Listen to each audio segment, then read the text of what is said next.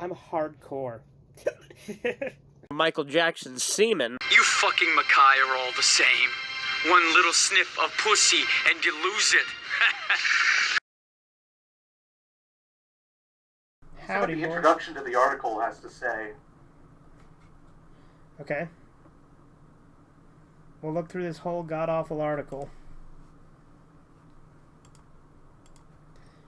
There are some 80s anime trends that have aged poorly, souring an otherwise amazing decade and sullying otherwise great shows. All right, I'll let you read that one, and I'll continue. We could switch back and forth, I guess. I don't know. Anime in the 80s were vibrant, energetic, ambitious, and iconic. There were many things to love about that era of anime. Films had big budgets. Studios were taking more risks with rising talents. Animation became far more expensive, and some of the most important works in the medium were being made. Japan's economy had not collapsed yet, so the industry was flourishing.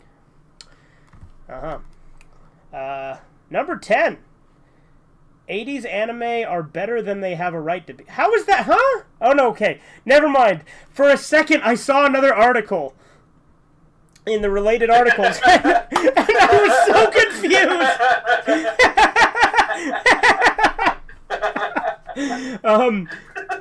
I was like, wait, what are you reading?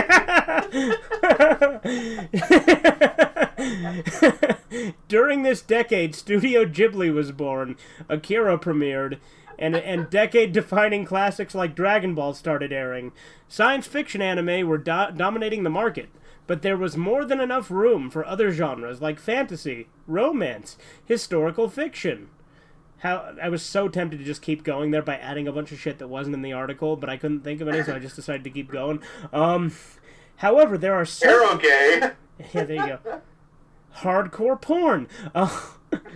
Tentacle porn. Softcore porn. Really, just, if there's a porn, it happened in anime. In the 80s. Really furry shit. Yeah. However, there are certain trends within it that sour the overall experience. They really like to reuse that phrase, don't they? And solely in otherwise great shows. Number 10. 80s anime localization led to many weird creative decisions. In America, the increasing popularity of anime led to some awful licensing decisions that are baffling in retrospect. Two of the worst examples during the 80s were Nausicaä and the Valley of the Wind and Robotech. The former involved having 30 minutes of content cut out to cater to U.S. children. Okay, yeah, I agree with that. Whenever they cut shit out, I don't like that, so that's fair. I agree with that. While the latter is a mishmash of content from Macross, Super Dimension, Calvary, Southern Cross, God, that's a long name, and Genesis Climber Mospedia. I know Chisu really likes Robotech, and I know Vintage Weeb doesn't. Because he, it's just a bunch of shit mishmashed together. Like, he likes the source material, but he doesn't like the whole combining them. The trend extends to script rewrites for English dubs. Again, those can be fun. That scrubbed out cultural nuance. Again, that can be fun. Like, jelly-filled donuts powdered donuts are great. Jelly-filled are my favorite. Nothing beats a jelly-filled donut. Yeah, that's the line. It's yeah. Nothing beats a jelly-filled donut. Yeah, but he says these donuts are great. Jelly-filled are my favorite. Nothing beats a jelly-filled donut. I'll use my trusty frying pan as a drying pan. Luffy, how you doing, buddy? Save it, Luffy. Anyway, cultural nuance and references within the source material. The end product was usually an incredibly jarring anime that did not represent the original message, themes, characters of the work. And again, sometimes that was fun. Like, manga entertainment is an absolute treasure. Everything with the Devilman dub. Fucking Hellfire. And then he died. Fucking, why God? And the Chizu would get a kick out of this. In the GX dub, there's a card called Arnold. Like, it's like Arnold the Woolly Mammoth or something like that, right? Okay. And was it Chris Sabat? I think it was Chris Sabat. He dubbed it, and he literally just did Arnold Schwarzenegger fucking impression. Really? Yeah. That's pretty good. The woolly mammoth normally does not have, like, in the actual, like, Japanese version of the show, the woolly mammoth does not speak whatsoever. Nice. See, changes like that I like, though. You know what I mean? Like Ghost Stories, for instance. That entire thing is better because of the dub. No, I agree. Anyway, did I read that whole paragraph? I think you did. Okay, cool. Number 9. The 80s anime landscape was oversaturated with mecha. Was it, though? Was it really? I mean, there was a good amount of mecha, but, like, I feel like there was a lot of stuff. And I think 80s mecha... I could probably look this up real quick. Like, I think 80s mecha was better than a lot of modern mecha anyway, so... And again, nobody seems to have a problem. Like, this is technically a whataboutism, and I fully admit that. But nobody gives a shit about the overabundance of battle shonen now. Yeah, read what that says, and I'm going to look up exactly what the percentage of mecha in the 80s was. Okay. Mecha anime reached its golden age during the 80s. Series like Mobile Suit Gundam Zeta, Super Defense Force Macross, and Mobile Police Patlabor were incredibly popular. Even less popular mecha shows like Space Runaway and Armored Trooper Votoms made an impression in the minds of mecha fans with great characters and shocking moments. Okay, I haven't watched any of those, by the way. Like, the mecha I've watched is very limited because I used to be a faggot and not like mecha, but now I'm actually okay with it and I actually enjoy quite a few. But I haven't watched a lot in comparison to other stuff I've watched. Like, I have no idea why I used to hate mecha because I like kaiju. It's weird that I would like one and hate the other. You know what I mean? Yeah, exactly. What were the ones that were listed? There was Mobile Suit Gundam Zeta. I have not seen any Gundam. There's Super Defense Force Macross, so Macross for short. Mobile Police Patlabor, Patlabor? I don't know. And Space Runaway Idean and Armored Trooper Votoms. Anyway, this did not mean that every mecha show left an impact. There were titles like Ninja Robots and Blue Comet, SPTZ, Lasner. Again, a lot of these have too long a names. That's my thing with mecha, is they always have really long names. That are virtually forgotten. Any persisting memory of these random series is almost certainly thanks to their appearances in Super Robot Wars franchise. I mean, I could see that. Like, there's, a lot of forgettable mecha, but I mean, that's always going to be the case, that there's going to be a lot of shit that's pumped out that's not memorable. That's the way it is with anime, just period. Honestly. Yeah. I honestly feel like that's the vast majority of anime now. It does not interest me. Most anime is shit. Yeah. Like, that's just the nature of anime. Yeah. So I can't exactly find, like, a list of every single 80s anime. But whenever I look at lists of popular 80s anime, I only actually see, like, 2 things on here that are mecha. Yeah. Okay. But then it has, like, in the popular anime stuff, it has, like, Teenage Mutant Ninja Turtles on it and fucking DuckTales, so I don't know how reliable of a source this is. I mean, if it was the 2003 series, I consider that kind of anime, because, again, it's more stylized like it, you know what I mean? Yeah, but this is the 80s, so... That's true. That doesn't make any sense. Well, actually, let me correct you. It kind of is, too. You know why? Why? It was made by... The first, 3 seasons were done by Toei Animation. Or maybe it's 4 seasons. Okay. Yeah. No, 8... Okay, but explain DuckTales. I don't know. Number 8. Merchandising and toy making dictated the creation of 80s anime. I mean, it still kind of does. Like, merchandise is, like, the big thing. That's the whole... Like, that's how anime is still gauged to this day, as to whether or not it continues, is whether it sells merchandise. One of the ones I got in the list of popular animes of the 80s is fucking Ewoks. Nice. Again, maybe those were done by Toei, because Toei in the 80s did do a lot of American collaborations. Cartoons like G.I. Joe, He-Man, and Transformers all had toys that contributed to their overall profits. Yeah, I mean, again, that was hardly a Japanese thing either. You know, like, because again, those are all American show. Well, Transformers, it's arguable because again, it was Japanese, but then the dub completely changed it. And I think it's retarded when people say it's debatable whether Transformers is anime. It absolutely is. Like, even by the most purest metric, it was made in Japan. Oh, it was? Yes. That's pretty cool. All had toy deals that contributed to their overall profits. The same goes for anime as well. Again, Transformers is an anime. Every mecha anime had to have their toy line ready to go even before their product could begin. Again, toys for mecha and it's also not true.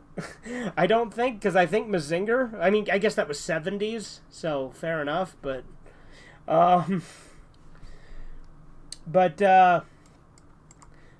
had to make. I mean, granted, Mazinger does have toy lines, but I'm pretty sure the show started before that. I don't know. But again, like, the thing is even to this day, anime's success in Japan is often gauged by how much merchandise it sells, rather than the actual show's success itself, which is stupid to me. And that merchandise does include things like manga and Blu-rays and stuff, but yeah, anyway. This gave toy makers like Bandai a lot of power when it came to production and design. While the relationship was ultimately beneficial for the industry, it did limit anime in ways. Shows were incentivized to appeal to younger audiences and air during kid-friendly time slots. Anime creators pushed the boundaries of what they could get away with, but many series had to fall in line eventually. And again, I think that this is a very broad, like, statement that I think is it's a what's the word? There's a phrase I commonly use. Oversimplification. It is a broad oversimplification.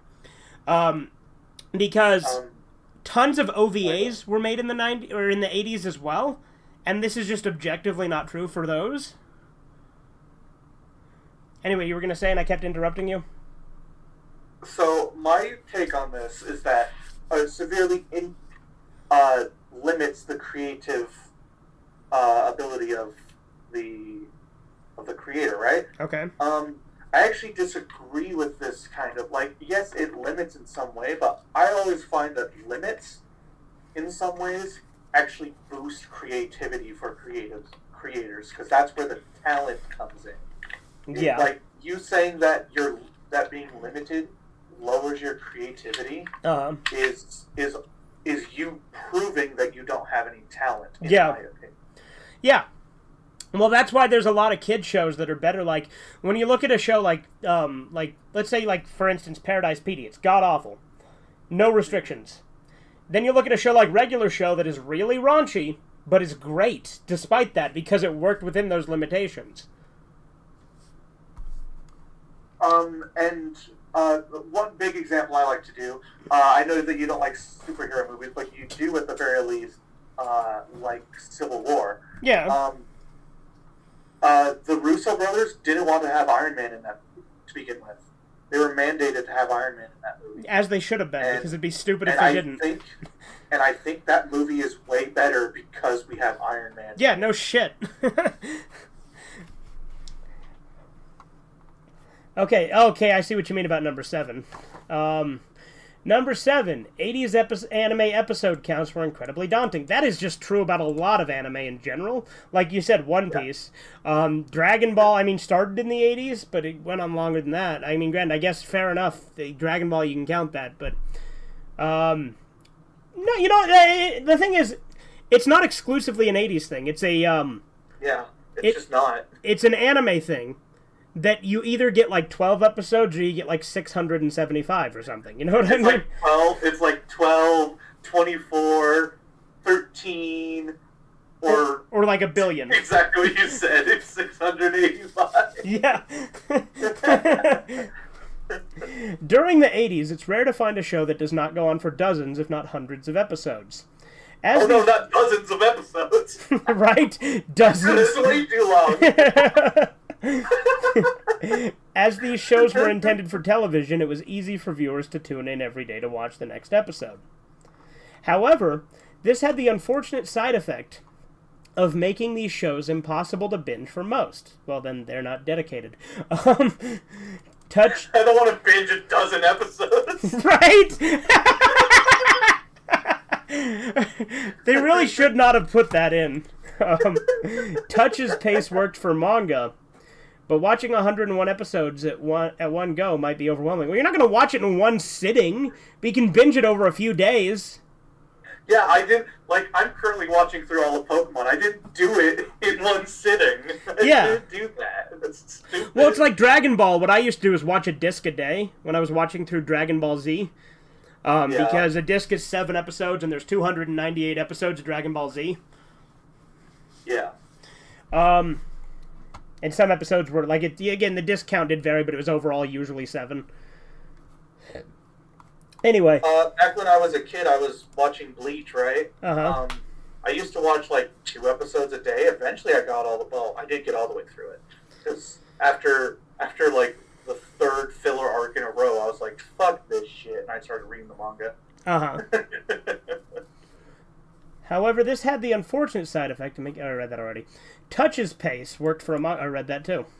The worst part about this was that almost every great work of the decade was as long, if not longer. Okay.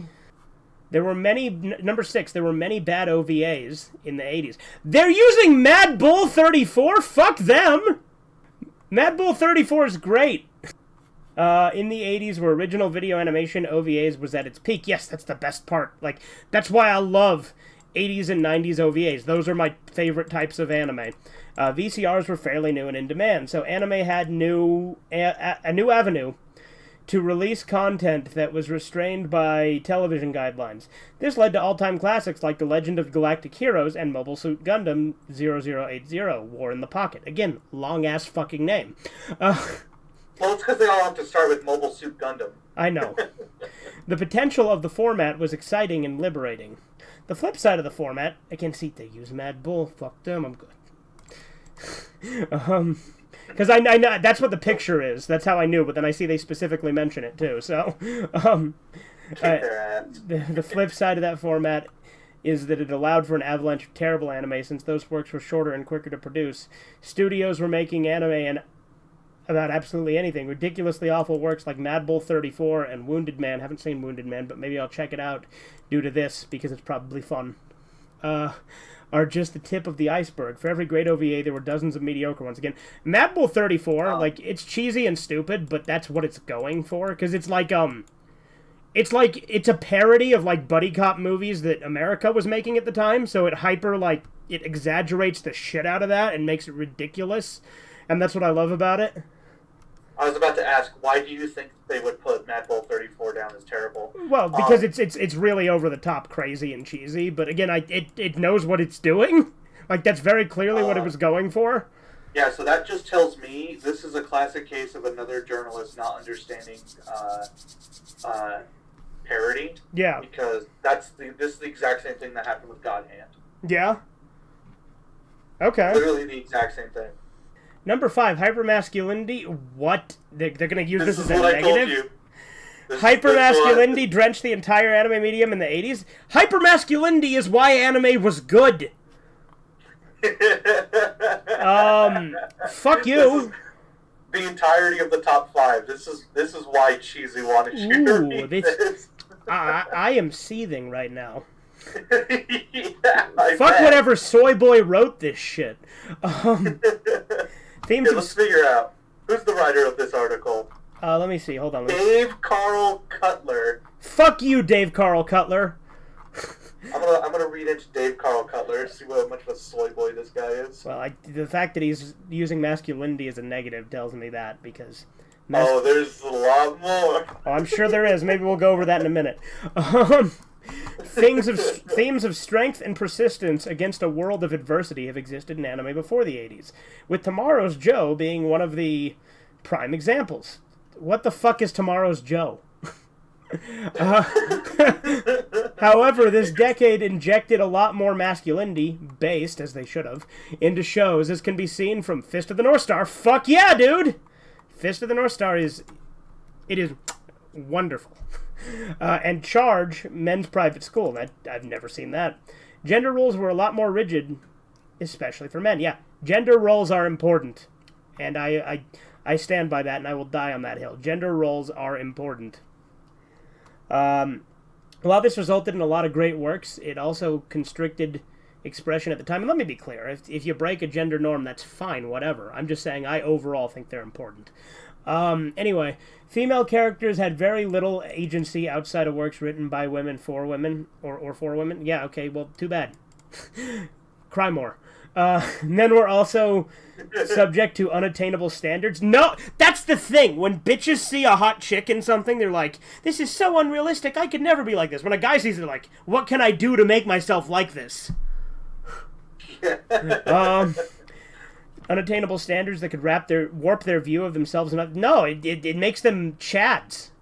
Fuck you. Like, I know a lot of people, they want to look like Snake. Yeah. From Metal Gear. Oh, he's dummy thick. They don't sit there and like, that's literally impossible. They're like, how do I, exactly like you said, how do I be Snake? Yeah.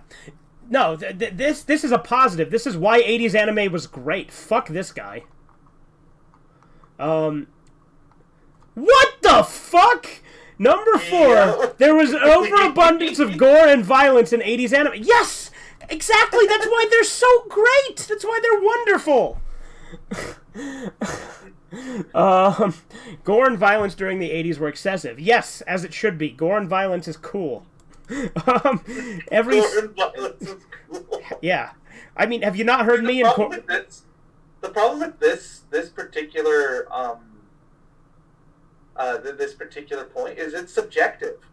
Like, if you like gore, you like it. If you don't like it, then you don't like it. Yeah, or you're a pussy. Every side character or enemy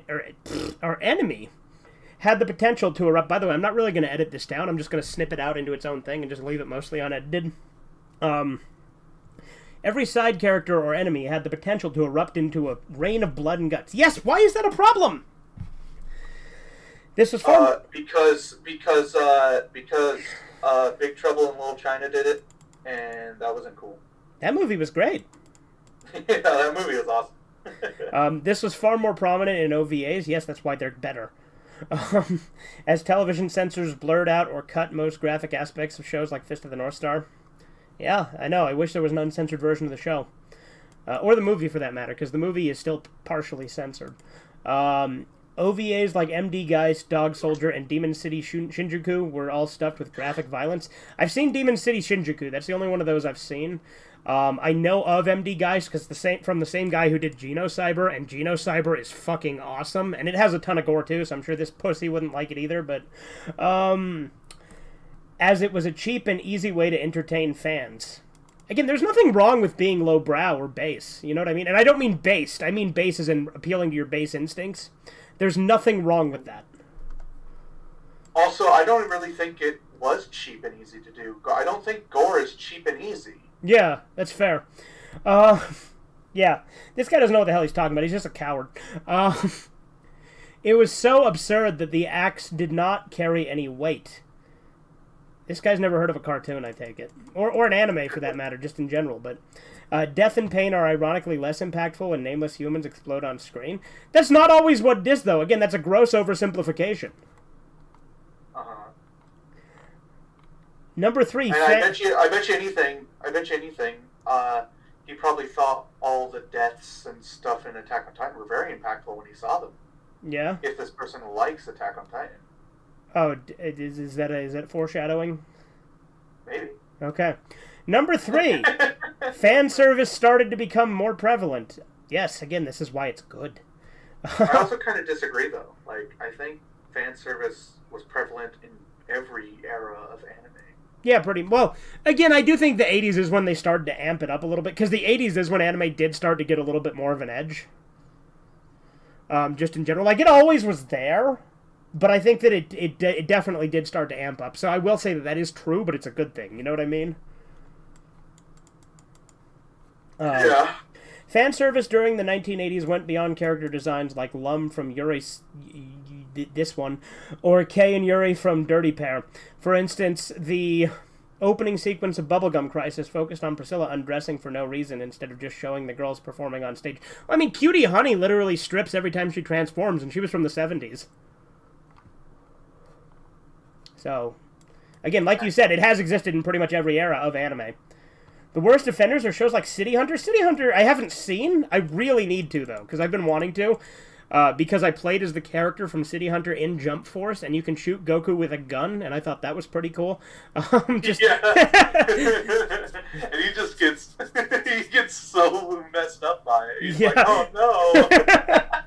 Yeah, because a gun would never actually hurt Goku. It's been shown time and time again. But the fact that the guy from City Hunter can just fuck him up with a gun, which sexualizes every girl around Rio Saiba, regardless of age. Instances like these set the precedent for fan service down the line. Fan service in anime wouldn't have been as prominent as it is today if shows like City Hunter did not establish the norm. I disagree too. People are horny. Oh boy. Number 2.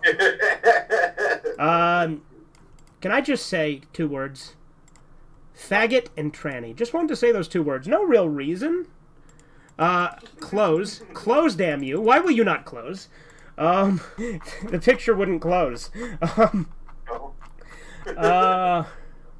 There was a lot of transphobia and homophobia in 80s anime. There was a lot of dehumanizing comedy directed at members of the LGBTQ+ during the 80s, with an emphasis on transphobia. A great example is City Hunter. Fuck you. I'm not even going to finish that one. Number 1 out of 10. This is a 1 out of 10, this entire article. The depiction of other... Out of 10.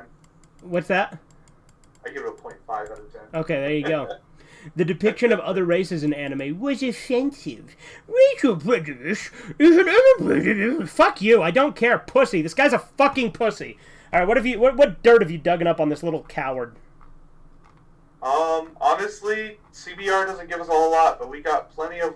We have 83 articles to go through that give us all the dirt we need. Well, let's see. What has he got? He did 10 best mecha anime no one expected to succeed. Okay, whatever. 10 Senine villains who deserved to win but didn't. Let's see who we'll just scroll through this one. We won't read it.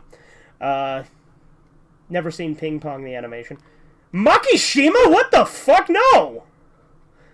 Like, yeah, he points out the faults of the Sybil system, but he did not deserve to win. He's a fucking serial killer. Okay. Well, there's Garo achieves galactic powers only to be in the wrong story. One Punch Man. I don't remember that character. So, Diego Brando. No. No, he deserved it. Some guy from Golden Kamuy. The God... What?! The God Hand from Berserk. Are you fucking kidding me? Johann Liebert. I'm gonna skip this one because I don't want spoilers. Vinland Saga. Ask Lad. Don't know who that is. Never seen that show. Ghost in the Shell. Haven't seen. So there you go. Let's see. He's also done 10 most roastable anime villains. Got that Doofenshmirtz looking motherfucker from My Hero on it. 10 worst trends in anime 2010's anime ranked. Maybe we'll look at that later. Because I feel like... So it actually says that his heart lies in anime, manga, and movies. It's like, I just don't think that's the case based on the stuff he said. Dude, this guy, his picture is him drinking a fucking milkshake at a table looking all sad. Like, look at him. He looks so sad. He's, like, crying to himself because nobody showed up to his birthday party at the IHOP. That's my headcanon of what this picture is.